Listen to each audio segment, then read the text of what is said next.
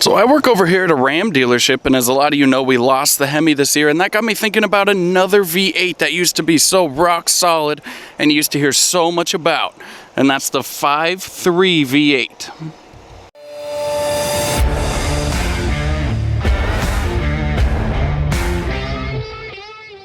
So when we got this one in on trade, I was really excited to actually kind of talk about it, because the big question, can the 5.3 still compete today, or should you really just get the 6.2 or something else? The 5.3 in this truck is pushing out 355 horsepower and 383 pound-feet of torque, if I remember right. Now that's not exactly groundbreaking compared to a lot of the other stuff today, but kind of the question is, does it need to be? A lot of the other brands have those numbers absolutely stomped on, right? The Hemis, even though they're going away a lot more than that. EcoBoost, 6.2s, you know, I mean, you kind of name it, it'll kind of outrun those figures. So again, is it still really a viable option, or is this really the V8 that should have went away instead of maybe the Hemi, by example? I know different brands, whatever. So I know what you're thinking. With that much less power, it must get a lot better fuel economy than some of those other options. Well, you would also be wrong. It's rated at 14 and 19 for an average of like 16 or 17. And not that you should buy a truck for the fuel economy per se, but it's nice to have. It is sad. This motor used to be pretty much legendary. I remember back in the day, all kinds of people had 5.3s. My granddad had a 5.3. It was a super awesome truck. I think he might still have it to this day. You know, we took that truck all over the place. It really did a good job. It was rock solid, reliable. You know, is that still the case, or should they kind of ditch it? Now again, this conversation is more so regarding the 5.3 itself, not necessarily this particular truck, but this is a 2022 GMC Sierra 1500. Four-wheel drive SLT, has the lighter color interior. I'm not a huge fan of the lighter color interior, but it is actually very nice, comfortable. It drives really well, you know, has all the features that you would want. They're newer, bigger screen, heated and cooled seats. Overall, the truck itself is very nice. The truck has decent size, you know, decent space in the back, but it's nothing extraordinary or nothing incredible compared to anyone else. It does have a pretty nice sized bed. This one has the multi-flex tailgate. It has the real kind of shimmery, fancy white paint. Don't know if the camera will really focus on that, but I want to take this thing for a spin and see how it feels. So the numbers this truck puts off aren't, you know, historically terrible in terms of the overall power itself. It's just that it's got so beat by everybody else, and the fuel economy is so bad that it kind of begs the question of why would you pick this over something like, say, an EcoBoost, a Hemi, maybe a Hurricane, you know, a 6.2. You get the point. It really is kind of crazy. Everything I've heard about these trucks, or not these trucks, the 5.3 lately, is how it's such a dog, unreliable, blah, blah, blah. But that's so, you know, kind of not what we remember from back in the day. So like I say, all of my memories with the 5.3 are that it was just this rock solid, you know, basically a machine that you could just kind of do your basic maintenance and it would just last forever. So what I wanted to go into a little bit, you know, were we really that fond of these motors, or did we really like those trucks? You know what I mean? Because those early 2000s Chevys GMCs, man, particularly Chevys for me, those are like some of my favorite trucks of all time. I love the cat eyes. My first truck was an 03 Duramax. Loved that truck. So was it really the motors that we really liked, or was it more just kind of that era of truck in general? Because like I said, guys, I have a lot of fond memories from those early 2000s trucks. Me and Gramps going skeet shooting, deer hunting, squirrel hunting, really kind of whatever, right? That was Grandpa's truck. We were always out doing something in that thing. So I really fondly remember it. I remember driving it when I was younger, when I first towed my dad would tow the camp trailer, and I got to tow the four-wheelers the first time. I thought that was a huge deal, and that was with Grandpa's truck. I guess it's also just kind of surprising. GM's come out with the 2.7. They have the Baby Duramax, which is, in my opinion, just an absolute amazing half-ton motor. Thing gets 25, 30 miles a gallon, tows well, good low-end torque.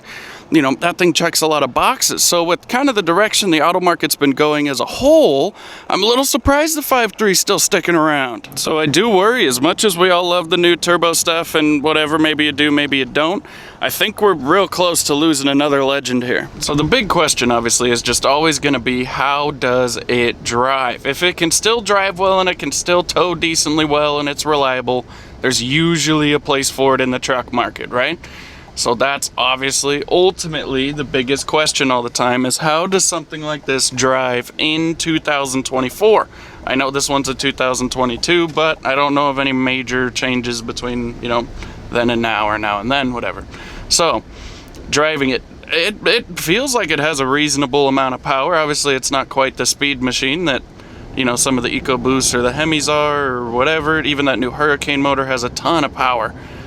It feels okay. My big question would really be to get behind the wheel of this thing. Oh, we got low fuel, probably because of that poor fuel economy.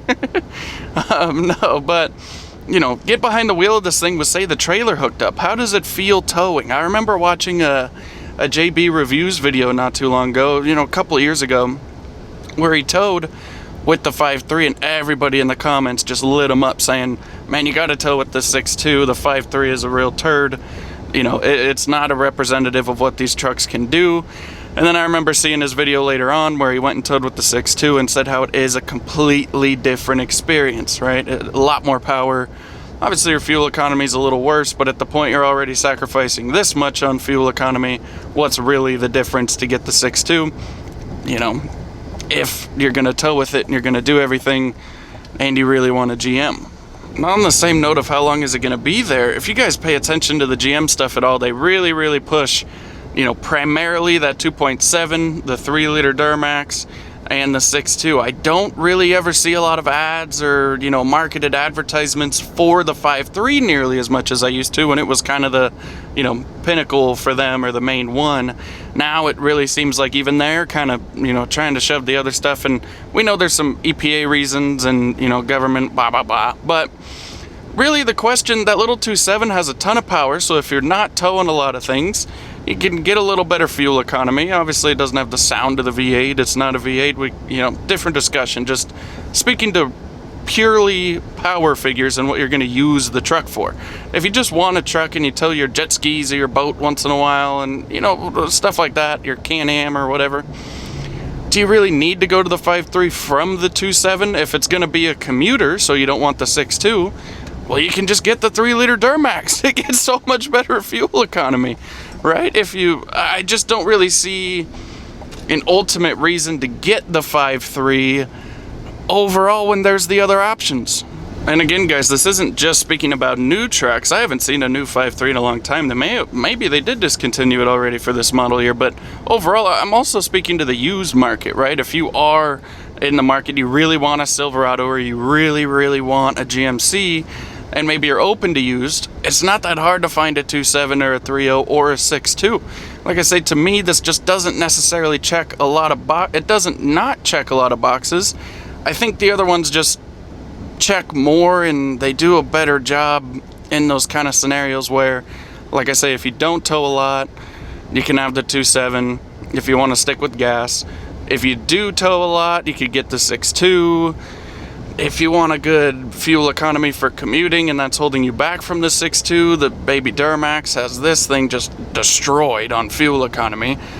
Unless you just don't want a diesel, you don't like turbos, and you don't want a 6.2, that's really the only reason you would buy a 5.3.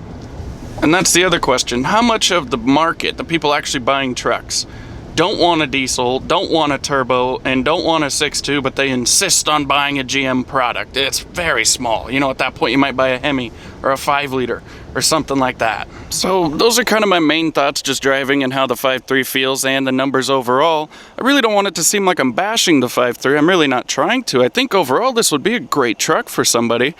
I just don't know that if you're kind of that guy that has a particular set of needs, I just don't know why.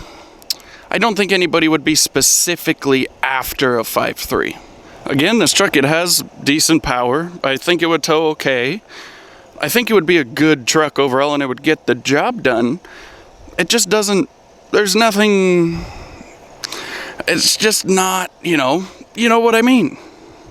So again, if you guys have a 5.3, particularly a newer one, I'd also love to hear some stories about the older ones. Leave a like, drop a comment, let me know how you like the 5.3 or the 6.2 or really whatever you have. If you used to have one, why'd you get rid of it? All that good stuff. But that's going to do it for this video, guys. Drop a like, leave me a comment, let me know if I'm crazy, right, wrong. I'm sure there's a lot of reasons I'm right or wrong. Let me know what you think. Thanks for watching.